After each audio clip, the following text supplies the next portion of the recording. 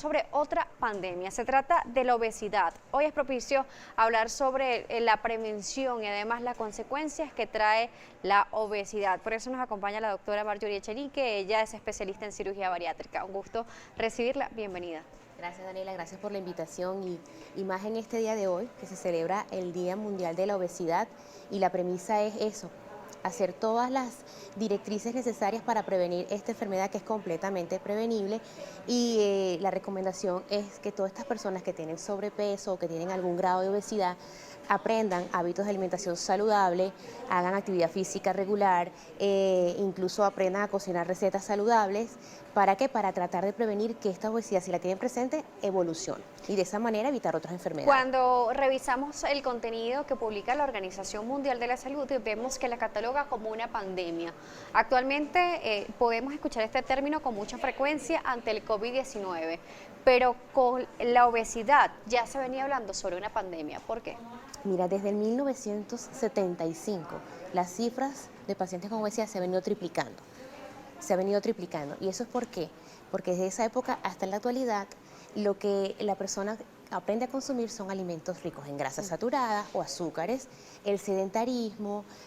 Tú no ves personas haciendo deportes, es muy raro las que ves haciendo deporte, incluso los niños se quedan jugando con videojuegos, videogames, usan escaleras eléctricas, no usan las escaleras mecánicas, que puedan subir convencionales, y eso va aunado a que el paciente gane peso a expensas de un tejido graso y expresen la obesidad. O sea, la obesidad es una enfermedad que es multifactorial. Hay muchos factores que pueden llegar a desarrollarla.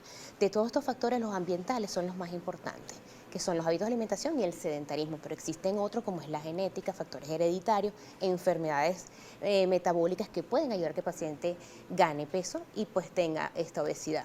Además, se ha demostrado con el paso de los años que la obesidad es responsable también de múltiples de las enfermedades diagnosticadas en el mundo. Además, lo vemos en este momento con el COVID-19, personas con sobrepeso, con obesidad, que tienen unas enfermedades preexistentes, que han tenido muchas más complicaciones al momento de tener el virus. Es que la obesidad es un factor de riesgo para las enfermedades cardiovasculares, para incluso el cáncer, problemas ginecológicos. Entonces, cuando tú ves en ese contexto, podemos decir que la obesidad es la que inicia todas estas enfermedades. Y siempre hacemos la comparación nosotros los cirujanos bariátricos como una enfermedad parecida al cáncer, que cuando llega a tu cuerpo va y afecta a cada órgano y sistema. Aparece la hipertensión arterial, el riesgo de que tengan ACV, problemas respiratorios como es la apnea del sueño, que es la principal causa de muerte súbita en el paciente con obesidad, y por supuesto los problemas pacientes que se operan, y segura porque el porcentaje de complicaciones es muy bajo siempre y cuando el paciente vaya muy bien estudiado a la cirugía. O sea, tratar de evitar que se presente alguna complicación durante el transoperatorio. Entonces, la cirugía bariátrica, nosotros hacemos ciertas modificaciones a nivel del aparato digestivo, no es una cirugía estética. O sea, trabajamos a través del estómago y el intestino. El aparato digestivo es más allá de comer y absorber nutrientes. En la actualidad es reconocido como un órgano endocrino que produce muchas hormonas, y estas hormonas están involucradas en el desarrollo de la obesidad, la diabetes, resistencia a la insulina y otros problemas. Entonces, la cirugía, al hacer estas modificaciones, podemos regular estas hormonas que te... Y vamos a conocer las bondades, las características de esta cirugía en la próxima parte. Doctora, vamos a presentarle también a la audiencia información que tiene que ver con la obesidad a propósito de crear conciencia sobre esta pandemia que ha estado presente en el mundo durante muchísimos años. Vamos con esta información a irnos a la pausa. Recuerda nuestras redes, @salud_gb, @DanielaJSalas, la cuenta de nuestra especialista, @bariátrica, que se busca promover también durante todo el año y más en estas fechas de prevención de la obesidad. La doctora Marjorie Echenique, ella es cirujana bariátrica, especialista en cirugía metabólica, nos sigue acompañando el día de hoy. Tenemos participación de la audiencia, incluso en el corte debatíamos esta pregunta. Daniel True nos escribe y dice lo siguiente: Daniela, hay personas que a simple vista se pueden ver delgadas, pero realmente puedan tener obesidad. ¿Cómo detectar cuando esta persona es obesa o tiene sobrepeso? Los métodos que se tienen en la actualidad, que son más sencillos para determinar si el paciente tiene obesidad o no, es el índice de masa corporal, y eso consiste, lo pueden hacer ustedes mismos desde sus casas, toman el peso en kilogramos y lo dividen entre su estatura al cuadrado, y eso les va a dar un número. Este número tiene que estar entre 18 y 25. Entre 25 y 30 ya hablamos de sobrepeso y ahí se encienden las alarmas. Y ya por encima de 30 hablamos de obesidad moderada o tipo 1, por encima de 35 severa y ya por encima de 40 es la obesidad mórbida. Y ese término mórbido significa que ya el paciente está severamente enfermo, enfermedades como diabetes, hipertensión, apnea del sueño, que son las que disminuyen la calidad de vida del paciente con obesidad. Una persona, vamos a aprovechar esta pregunta, que se vea delgada, pero que tenga una circunferencia abdominal bastante preeminente, pero las otras áreas del cuerpo se ven normales, puede estar cursando con un sobrepeso u obesidad. Y esas son de las más peligrosas, porque es la obesidad central o la obesidad visceral, que es espesa de la grasa que está alrededor de nuestros órganos. Y esa es la grasa, a diferencia de la periférica, que es la que está en los miembros inferiores o en las caderas, esa es la grasa que más daño produce porque es la metabólicamente activa, es la que produce mayores sustancias tóxicas para nuestro cuerpo y la relación entre la circunferencia abdominal y la presencia de diabetes, hipertensión e hígado graso es estrechamente, o sea, la relación es muy fuerte. O sea, pacientes que tienen una circunferencia abdominal prominente, pues de seguro tienen resistencia a la insulina, tienen hígado graso o incluso ya pueden tener diabetes. Una persona que tenga estas características y refiera que no lo logra adelgazar completamente con el ejercicio, ¿podría ser candidato para una cirugía metabólica o una cirugía bariátrica? Claro que sí. Previa evaluación, generalmente el paciente que te llega a la consulta del cirujano bariátrico ya ha intentado múltiples métodos, dietas, ejercicio, incluso el uso de dispositivos como el balón intragástrico y que han sido fallidos, pues no le han funcionado, pues acuden a la consulta en busca de la cirugía bariátrica, que es un tratamiento más definitivo. Entonces, se toma en cuenta el índice de masa corporal mayor o igual a 30, la presencia o no de enfermedades, ya diabetes e hipertensión, el paciente es susceptible a un procedimiento bariátrico, no esperar a llegar a que llegue a 40 de índice de masa corporal cuando ya tiene más enfermedades y representa un mayor riesgo para hacer la cirugía. Entonces se toman en cuenta el índice de masa corporal, las enfermedades asociadas y lo que realmente el paciente desee, porque nadie puede ir obligado a un procedimiento bariátrico. Nos preguntan para acá cuál es la diferencia entre la cirugía bariátrica y la cirugía metabólica. Los procedimientos bariátricos tienen efecto metabólico. Lo que pasa es que surge la palabra bariátrico porque es para la pérdida de peso, pero ya recientemente, hace algunos años para acá, se habla de cirugía metabólica porque con esta cirugía también controlamos problemas metabólicos como es la diabetes y la resistencia a la insulina. Es importante hablar sobre estos temas porque de verdad hay muchas personas que han intentado muchos métodos y no han logrado los fines necesarios, incluso teniendo una dinámica bastante importante en lo que sería la alimentación, el ejercicio, y todavía cuesta poder perder esa grasa, esos kilos que pueden tener de más y sobre todo las consecuencias que va trayendo la obesidad. Por eso se habla también sobre esta pandemia. Exactamente, es que, o sea, se desconoce o no hay conciencia de que la obesidad es una enfermedad. ¿Cuántas personas andan por allí y desconocen que están realmente enfermos? ¿O cuántas personas van a varios especialistas tratándose varias enfermedades y la real causa es la obesidad y no la estás tratando? Vamos a ayudar a guiar a este usuario, Andrés.epc. Dice Daniela, una persona con un peso de 92 kilos para una estatura de 1.80 ¿es sobrepeso u obesidad? Eso debe ser sobrepeso porque tiene como 12 kilos de más. Eso ya es sobrepeso. ¿Se pesa? Porque según su estatura, pues el peso debería ser, si es un 80, pues 80 o máximo 85 kilos.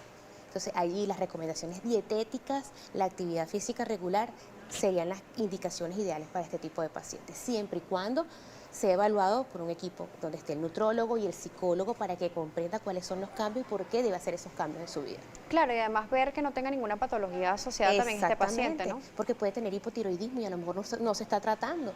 Y si está la resistencia a la insulina, también hay que tratarla. ¿Okay?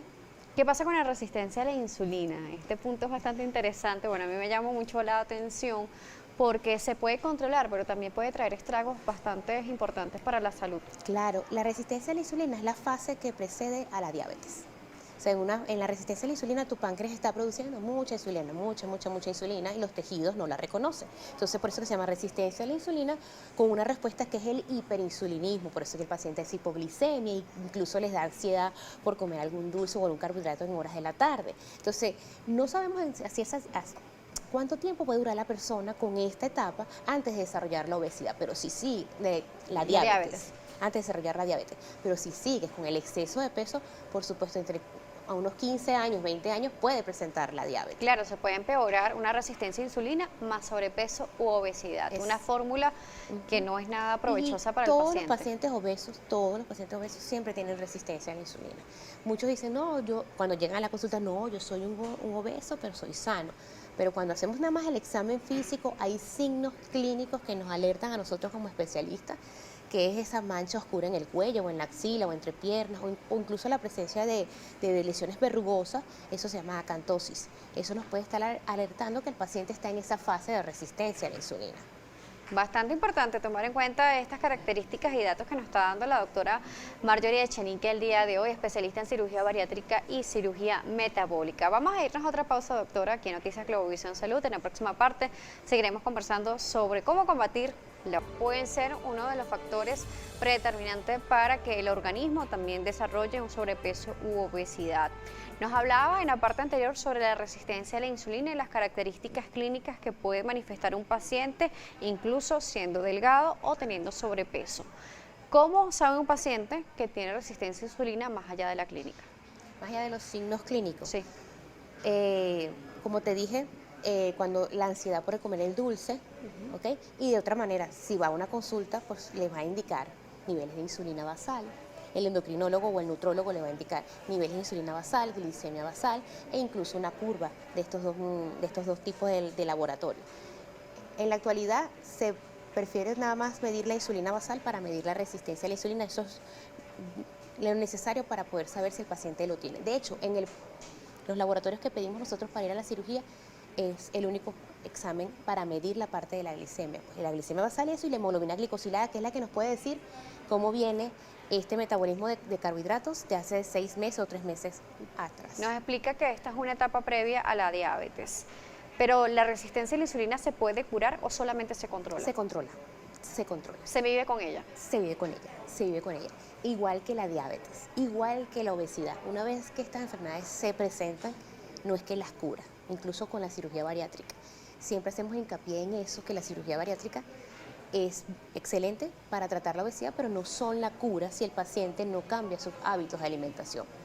No en vano vemos casos de reganancia de peso posterior a la cirugía bariátrica, y eso significa que, por supuesto, hay factores genéticos que nosotros no podemos modificar con la cirugía. Los que vinieron genéticamente diseñados para ser obesos, ni que haga cirugía bariátrica y no cambie sus hábitos de alimentación, por supuesto, va a reganar peso. Entonces, para ser exitoso con este tipo de procedimientos bariátricos, es escoger la cirugía ideal para cada paciente, que el paciente cambie sus hábitos de alimentación y el apoyo familiar. Eso es fundamental para que seamos exitosos. Sí, incluso vemos pacientes que tienen cirugía bariátrica o metabólica que de repente cumplen con el plato o la porción necesaria de alimentos, comen sanos, pero entre comidas consumen muchos alimentos ricos en dulce, comen muchas chucherías, grasas trans. Entonces dice, bueno, pero yo como lo que me indicó el médico y la cantidad. Pero ¿qué estás haciendo durante el día que está ayudando a la reganancia de peso, no? Exactamente, y más el primer año después de operado.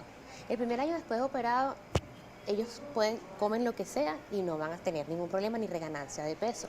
Pero después del año y medio hay una reganancia de peso y es cuando el paciente debe cuidarse más.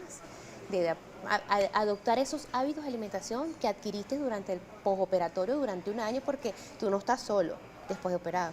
Debes estar con el nutrólogo y en algunos casos estás con el psicólogo. Nos dice que cuando hacen este tipo de intervención ayudan también a la parte hormonal, porque se ha demostrado esta parte endocrina bastante importante. Se habla sobre ansiedad, cuando estas hormonas están allí presentes. Pero cuando estas hormonas son reguladas a través de la cirugía metabólica, ¿realmente la ansiedad es orgánica o es psicológica? Y es lo que siempre le comento. Cuando nosotros operamos, trabajamos a nivel del estómago y del intestino. Todavía no hemos podido trabajar a nivel del cerebro quirúrgicamente. Es por eso que el apoyo del psicólogo o el psiquiatra aquí en esta fase es fundamental, porque ya tienes la cirugía y si después de operado sientes ansiedad, algo está ocurriendo, pero es con la parte psicológica y psiquiátrica. Entonces ese paciente requiere apoyo psicológico y psiquiátrico para no caer en ingerir alimentos que realmente no lo nutran. Doctora, se nos termina el tiempo, pero queremos que nos deje claves esenciales para combatir la obesidad. Hoy, 4 de marzo, los invito a los que tienen sobrepeso u obesidad y están pensando en la cirugía bariátrica, ténganla como una opción, y si no, acudan a algún especialista en nutrición, nutrólogo, para que los evalúe. No se pongan a hacer dietas por moda, porque no todas las dietas son para todo el mundo. Hay que adaptar el programa dietético para cada paciente. Muy importante estas recomendaciones, ¿cómo le pueden contactar? Bueno, pueden seguirme a través de Instagram, Facebook, Twitter, @bariátrica al día. Y también tengo mi página web www.doctoramarjoriechenique.com. Allí tienen cómo calcular el índice de masa corporal e incluso pueden hacer un contacto directo conmigo. www.marjoriechenique.com. www.doctoramarjoriechenique.com. O sea, Doctora completa. Ok. DRA Marjoriechenique.com. Importante siempre dar las coordenadas exactas para que podamos conseguir las páginas. www.tra.marjoriechenique.com. Ya, todo, o sea, todo pegadito. Todo pegado. Bueno, ya yo estoy buscando la página para ver ese cálculo índice de masa corporal. Gracias, doctora, por Gracias acompañarnos a ti el día por la de hoy. invitación, de verdad. Nos estuvo acompañando la doctora Marjorie Echenique. Ella es especialista en cirugía bariátrica y metabólica en estos momentos tan importantes para combatir no solamente la pandemia del COVID-19, sino la pandemia de la obesidad. Si combatimos la obesidad, también podemos combatir las comorbilidades e enfermedades preexistentes que hay y evitar complicaciones mayores al momento de que una persona pueda tener el virus. Gracias a ustedes por acompañarnos. Nuestras redes siempre activas para ustedes. Nos están llegando varios mensajes. Los invitamos a que se los escriban a la doctora Marjorie a través de @bariátrica al día. Nuestras cuentas @salud_gb, @Daniela J. Salas. Será hasta una próxima oportunidad.